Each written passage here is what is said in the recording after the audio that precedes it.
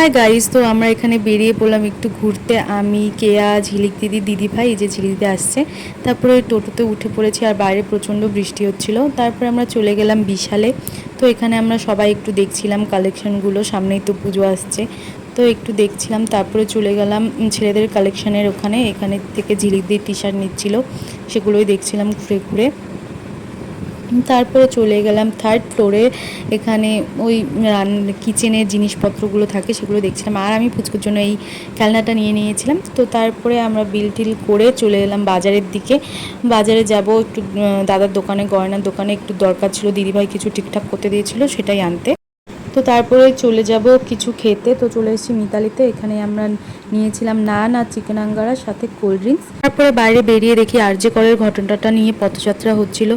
সত্যি কিন্তু এটা মেনে নেওয়া কোনোভাবেই সম্ভব না যে এভাবে একটা মেয়ের জীবন নষ্ট হয়ে গেল। তো চলো আজকের মতো টাটা।